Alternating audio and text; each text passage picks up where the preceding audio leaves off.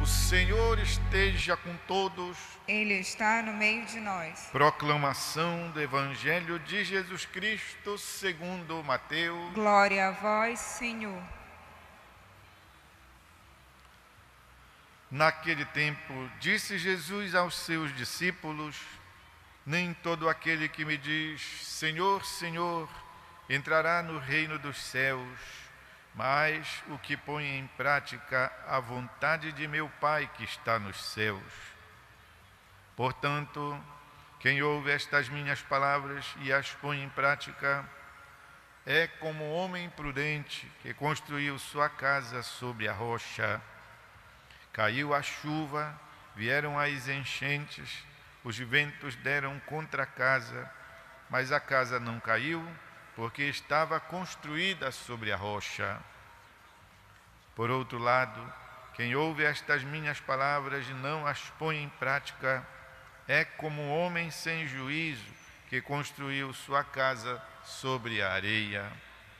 Caiu a chuva, vieram as enchentes, os ventos sopraram e deram contra a casa, e a casa caiu, e a sua ruína foi completa. É palavra da salvação. Glória a vós, Senhor. Queridos irmãos e irmãs, em muitos aspectos, o tempo santo do Advento se parece com o tempo santo da Quaresma. Chama nossa atenção para a sobriedade, para a oração, para a caridade, mas possui uma nota especial, que é aquela de chamar a atenção, dizer, olhem. Possui a característica de nos convidar à perseverança, tudo isso na perspectiva de quem aguarda o Senhor, aguarda o patrão, como o próprio Jesus nos conta nas suas parábolas. Também hoje, a palavra de Deus é para nós um chamado à atenção, no caso, sobre como construir. E ele usa o exemplo da casa.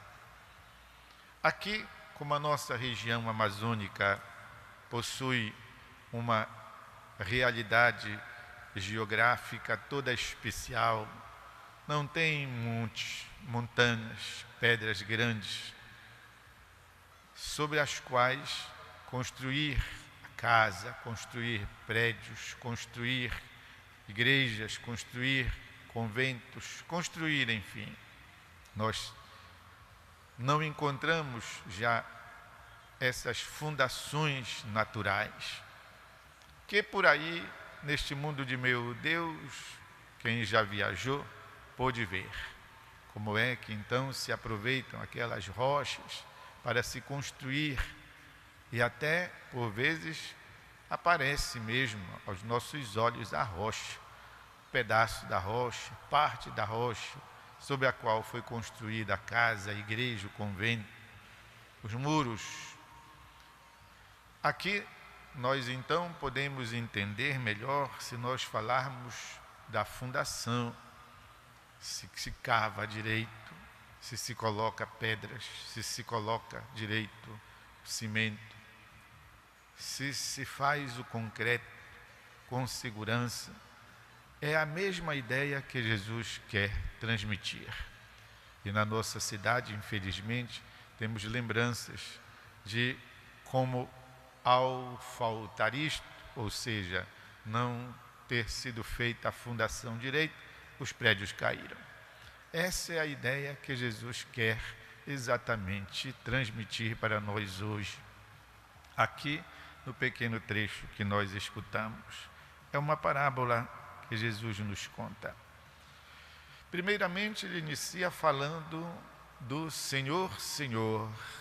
Não é aquele que vive com o nome de Deus na boca. Algumas vezes o nome de Deus se torna vírgula, outras vezes é usado como mania, sexto, para a gente confirmar uma coisa, né?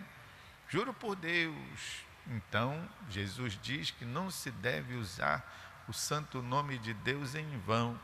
é até mandamento da lei de Deus, não tomar seu santo nome em vão, nem para jurar, porque Jesus diz que o vosso sim deve ser sim e o vosso não deve ser não, o que passa disso vem do demônio.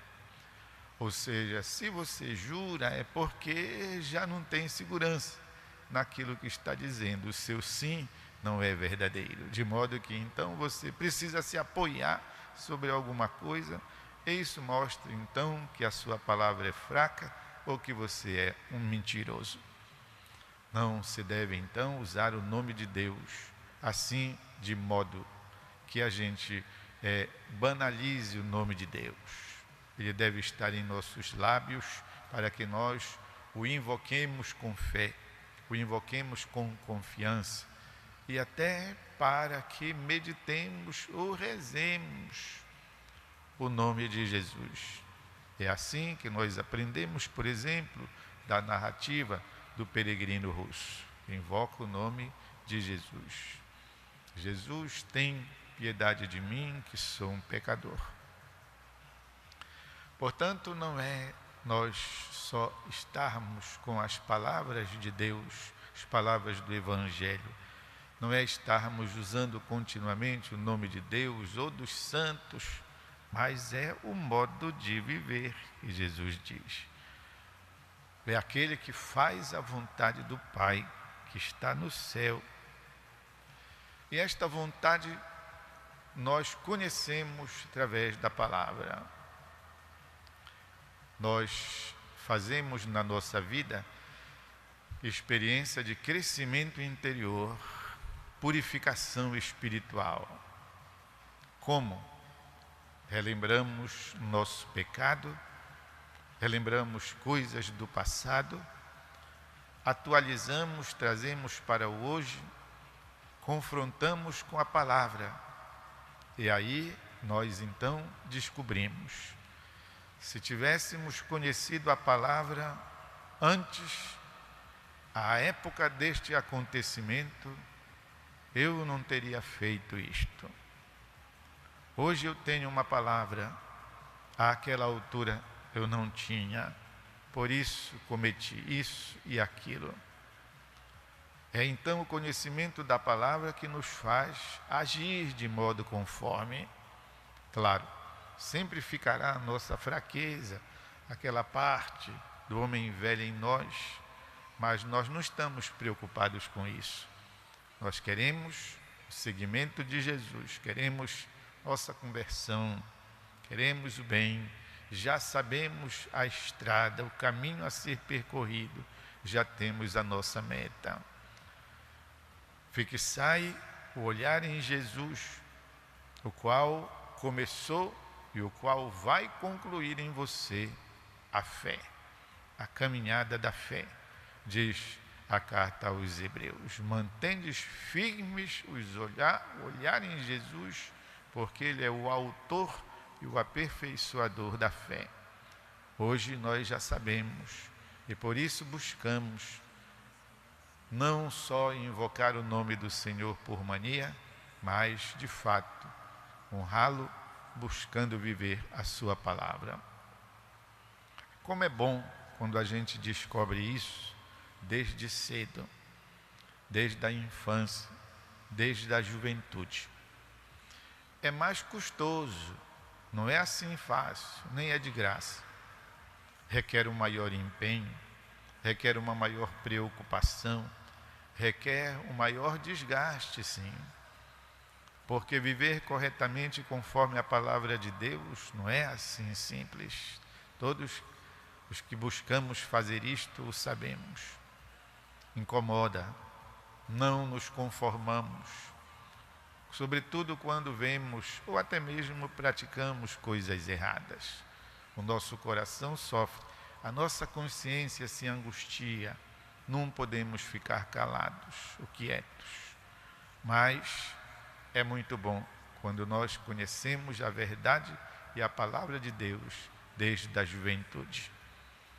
E a partir daí, Deus vai sempre nos pedindo muito mais, que avancemos como conhecemos lá do encontro de Jesus com o jovem, chamado Jesus e o jovem rico, a quem Jesus apresenta o ideal dos mandamentos, e ele diz que já vive isso desde criança, e Jesus diz: então vai, agora que tu já vives os mandamentos, vende o que tens, dá aos pobres e segue-me. É bom, meus irmãos e irmãs, conhecer a palavra de Deus e buscar vivê-la. E Deus conhece o nosso coração, e a gente se confessa, e a gente faz penitência, e a gente lamenta, chora, quando não conseguimos o ideal, que no entanto já sabemos. Depois, então, Jesus diz que quem escuta a palavra, quem ouve a palavra dele e as põe em prática, é como o homem prudente que construiu a sua casa, do exemplo que já estamos falando, construiu sua casa sobre a rocha. Ou então, quem constituiu firme fundação para em cima dali construir a sua casinha ou o prédio que seja de acordo com o tamanho dessa construção, mas tudo devidamente apoiado sobre a fundação. E Jesus diz que esta casa sobreviveu. Vieram os ventos, as chuvas, as tempestades, os vendavais, e a casinha, firme, porque ela tinha sido bem construída. E depois ele descreve a desgraça contrária, ou seja, da casa que foi construída assim, superficialmente, em cima da Tabatinga, como é próprio aqui da nossa região, da nossa cidade de Belém, que a maior parte dela é sobre a Tabatinga, o que em outros tempos foi o fundo, da Baía do Guajará, que depois foi secando, continua a secar. Mas embaixo, lá, Tabatinga pura, esta não oferece nenhuma consistência para que então a construção seja próspera.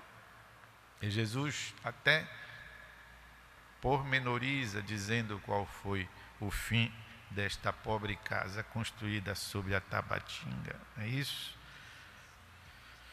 Caiu a chuva, vieram as enchentes, os ventos sopraram, deram contra a casa, e a casa caiu, e a sua ruína foi completa.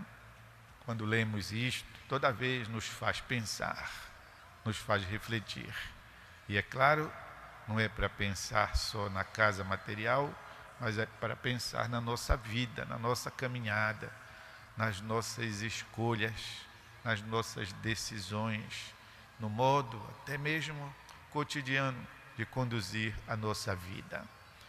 Sobre quais fundações a nossa vida é construída?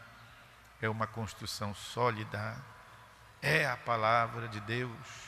Ou é a palavra dos homens, o gosto das pessoas, a satisfação que queremos dar para criaturas humanas?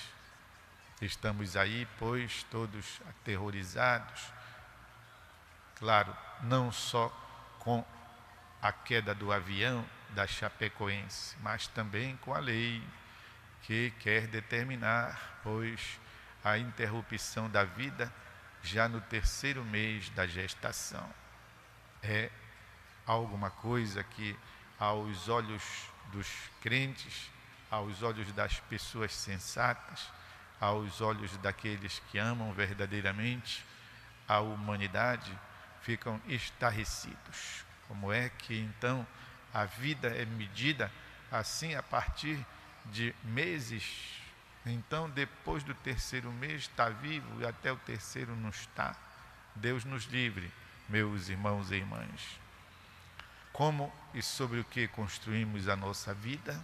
Sobre os pareceres dos homens, sobre a vontade daqueles que até detêm o poder e a capacidade de realizar, fazer as leis humanas. Isso não podemos aceitar.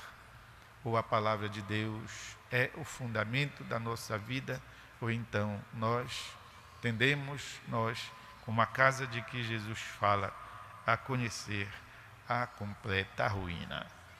Vamos, meus irmãos e irmãs, neste momento, deter-nos um pouco para um instante de silêncio, onde então vamos interiorizar a palavra de Deus.